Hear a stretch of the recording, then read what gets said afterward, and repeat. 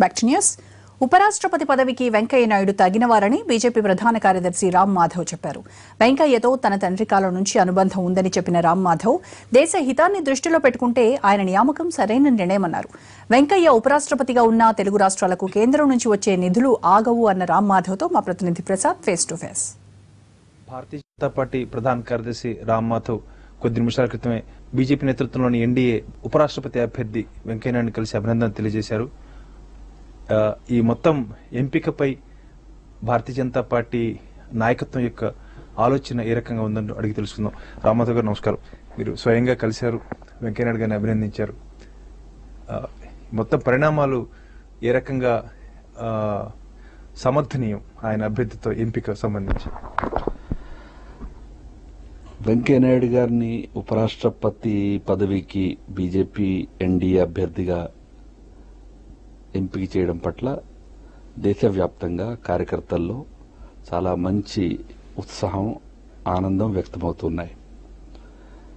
వెంకయ్యనాయుడు గారు పార్టీలో చాలా చిన్నతనం నుంచి, జనసంఘ సమయం నుంచి పనిచేస్తూ తన పరిశ్రమ, తన పట్టుదల, తన కష్టం ద్వారా పార్టీలో ఎదిగిన వ్యక్తి.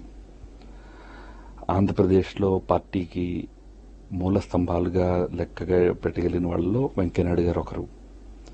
అదేవిధంగా 15-20 సంవత్సరాలుగా జాతీయ రాజకీయాల్లో కూడా ప్రముఖ పాత్రను పోషిస్తూ వచ్చారు. పార్టీ ఆల్ ఇండియా ప్రెసిడెంట్గా పనిచేశారు. రాజ్యసభ సభ్యులుగా అనేక 4 విడతలు ఉన్నారు. గత వాజ్పేయి గారి ప్రభుత్వంలో, ఈ ప్రభుత్వంలో మంత్రిగా ఉన్నారు. నా దృష్టిలో ప్రస్తుతం ఉన్నటువంటి నాయకత్వంలో అన్ని రకాల యోగ్యతలు కలిగిన వ్యక్తి, ప్లస్ అన్నిటికంటే మించి కార్యకర్తలతో చాలా మంచి సంబంధాలు ఉన్నటువంటి వ్యక్తి వేరే ఎవరూ లేరు అనడంలో అతిశయోక్తి ఏం లేదు.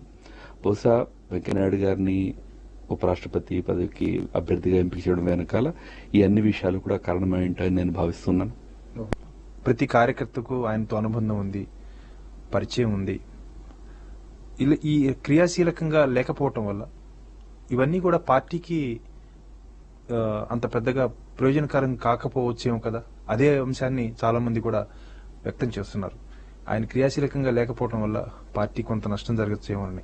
దానిపై మీరు ప్రధానమంత్రి గారే ఒక సందర్భంలో దీని గురించి ప్రస్తావిస్తూ పార్టీకి కొద్దిపాటి నష్టం జరిగే మాట వాస్తవమైనప్పటికీ దేశానికి ఎంతో మేలు జరుగుతుంది. నాయుడు గారు లాంటి సామాన్యమైనటువంటి బ్యాక్గ్రౌండ్ నుంచి వచ్చినటువంటి వ్యక్తి ఉపరాష్ట్రపతి పదవిలో ఆ పదవిని అధిష్ఠించడం వల్ల దేశానికి పెద్ద మేలు జరుగుతుంది అనే అభిప్రాయం, ఆ సెంటిమెంట్ ని వారు వ్యక్తం చేయడం జరిగింది. సహజంగానే రాష్ట్రపతి, ఉపరాష్ట్రపతి రాజకీయాలకు అతీతంగా ఉండాల్సి వస్తుంది. కాబట్టి వెంకయ్యనాయుడు గారు బహుశా దైనందిన రాజకీయాల నుంచి, మా party day to day politics నుంచి వారికి దూరంగా ఉండాల్సిన పరిస్థితి రావచ్చు. ఇన్ఫాక్ట్ నాకు తెలిసి ఆ ఒక ఫ్యాక్టర్ వల్లనే వారు చాలా ఎమోషనల్ గా ఫీల్ అయినట్టుగా కూడా నేను విన్నాను. వారు స్వయంగా నాతో చెప్పారు, only emotional aspect in this is I no longer work in the party. మీరు జన్నది కరెక్టే. దేశ హితం రీత్యా ఇలాంటి ఉన్నత పదవికి, రాజ్యాంగ ఉన్నత పదవికి ఎంపిక చేయడం జరిగిందని. ప్రధానంగా రాష్ట్ర విభజన నేపథ్యంలో రాష్ట్రానికి సంబంధించినటువంటి నేతలు గాని, ప్రభుత్వం గాని, అధికార పక్ష సభ్యులు గాని, ఇటు తెలంగాణ కావచ్చు, ఇటు ఆంధ్ర కావచ్చు, వాళ్ళు ఏమంటున్నారంటే ఆయన క్రియాశీలంగా లేకపోవడం వల్ల రాష్ట్ర పునర్నిర్మాణంలో కొంత మందగమనం అయ్యే అవకాశం ఉందని భయాందోళన వ్యక్తం చేస్తున్నారు. అది మనం అలా భయాందోళనకు గురి కావడానికి అవకాశం ఉందా? ఆంధ్రప్రదేశ్, తెలంగాణలో 2 రాష్ట్రాలుగా ఏర్పడిన తర్వాత ఈ 2 రాష్ట్రాల అభివృద్ధికి కేంద్ర ప్రభుత్వం వైపు నుంచి పూర్తి సహాయ సహకారాలు అందించడానికి మా ప్రభుత్వం కట్టుబడి ఉంది. వెంకయ్యనాయుడు గారు ఉన్నప్పుడు వారు చాలా చొరవ తీసుకుని దీన్ని సక్రమంగా ముందుకు జరిగేందుకు వారు తప్పనిసరిగా ప్రయత్నం చేస్తూ వచ్చారు, మంత్రిగా ఉంటూ. ఉపరాష్ట్రపతిగా ఉన్నప్పుడు కూడా ఆ 2 రాష్ట్రాల అభివృద్ధికి ఎటువంటి సహాయ సహకారాలు భారత ప్రభుత్వం నుంచి అందాలో వాటి విషయంలో ప్రభుత్వానికి సలహాలు ఇవ్వడము, ప్రభుత్వాన్ని ప్రోత్సహించడంలో వారు తన వంతు బాధ్యతను వారు తప్పనిసరిగా నిర్వర్తిస్తారు.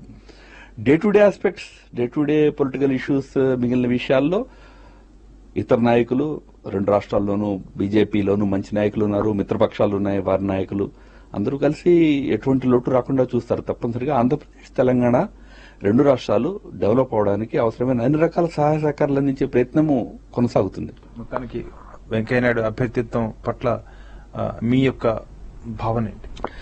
వ్యక్తిగతంగా వెంకయ్యనాయుడు గారు చాలా పాతకాలం నుంచి పరిచయం ఉన్న వ్యక్తి అయినందువల్ల వారు తన జీవిత రాజకీయ ప్రస్థానంలో మరొక పెద్ద మెట్టు ఎదుగుతుండడం వల్ల అందరికీ ఆనందం కలిగేటువంటి విషయమే. వెంకయ్యనాయుడు ఉపరాష్ట్రపతి అభ్యర్థిగా ఎంపిక చేయడం అనేది చాలా సహజమైనటువంటి పరిణామం. ఎక్కడ చూసుకున్నా, ఏ రకంగా చూసుకున్నా ఆయనే సరైన అభ్యర్థిని. అదేవిధంగా తనకున్నటువంటి సాన్నిధ్యము, పరిచయం కూడా చాలా పురాతనమైంది, చాలా పాతదని. అదేవిధంగా రాష్ట్రానికి సంబంధించి పునర్నిర్మాణంలో సంబంధిత నాయకులు, బాధ్యులైనటువంటి ఇతరత్ర ప్రభుత్వానికి చెందినటువంటి పెద్దలు కూడా ఉన్నారు. వారందరూ కూడా ఎప్పటికప్పుడు సహాయం చేసేందుకు సిద్ధంగానే ఉన్నారని, దీనికి సంబంధించి ఎలాంటి సంకోచం కూడా అవసరం లేదని, తనకు సంబంధించి కూడా అవసరమైనప్పుడు తాను ఎప్పుడు కూడా రాష్ట్రానికి సంబంధించి సహాయం అందించేందుకు కూడా సన్నద్ధంగా ఉన్నారని హామీ ఇస్తున్నారు, భరోసా ఇస్తున్నారు. మొత్తానికి వెంకయ్యనాయుడు అభ్యర్థిత్వం పట్ల హర్షాన్ని వ్యక్తం చేస్తున్నారు, ఆనందాన్ని వ్యక్తం చేస్తున్నారు. ప్రసాద్, ఎన్టీవీ.